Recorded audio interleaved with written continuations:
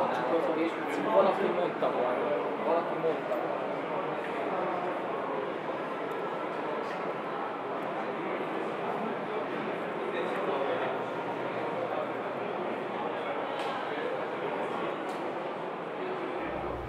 Hi, my name is Victor Inas, and I'm the writer and narrative designer for Miyoko Games from Hungary. And we are working on Warhammer 40k Inquisitor Martyr, which is an open world sandbox action RPG.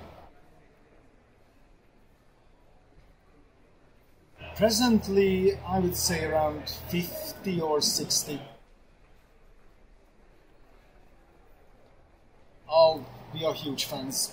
We are huge fans of the Warhammer 40k universe, and we realized a couple of years ago that there aren't any action RPGs set in this universe, and we have experience with action RPGs with the Incredible Adventures of Van Helsing series, so we thought that it would be a good match. And fortunately, Games Workshop thought that too. Oh, we have plenty of new things to show here. The basic gameplay is the same, but now we have a star map, which is the hub of all your activities.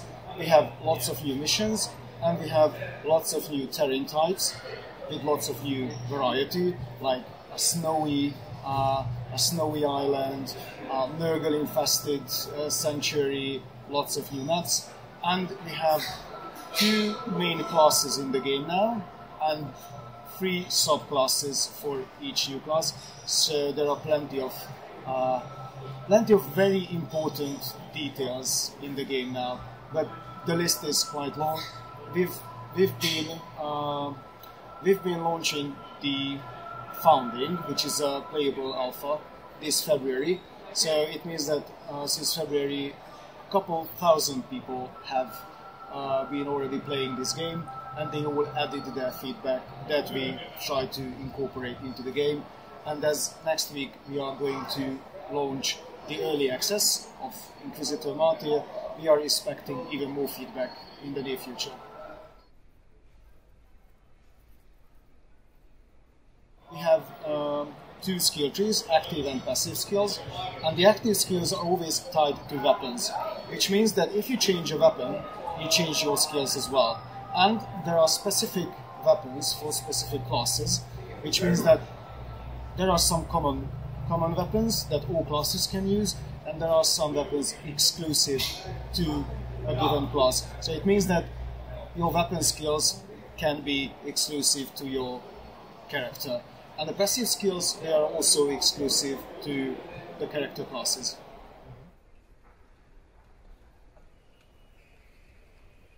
You can customize the look of the character. There will be a so-called army painter, so you can paint your character like you would do in the Warhammer 40k tabletop game.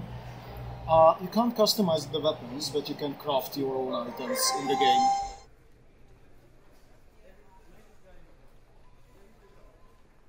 It's always online. Yeah. Yes.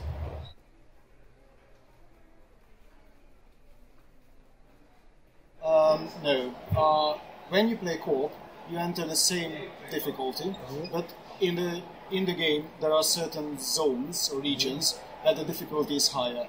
So when you go there alone, you realize that you might not be able to do that alone. So when you call your friends, for example, and you try together, it will be just as difficult, but you have more chance to defeat the objective.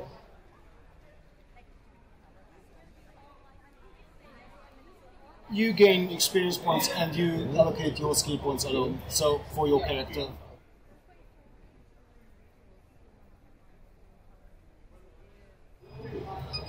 That's not exactly my area of expertise. I think so, yeah, but I'm not sure.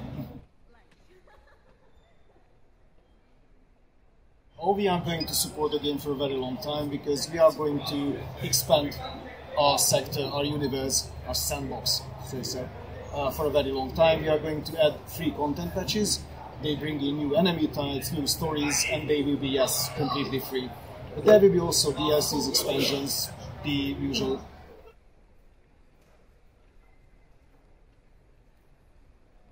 single player campaign is part of the open world. It means that there are single player missions that you can go on. So this is why it's really hard to put any number on it. I would say that the single player missions add up to your normal average action RPG campaign, but we have hundreds of hours of gameplay in the open world besides.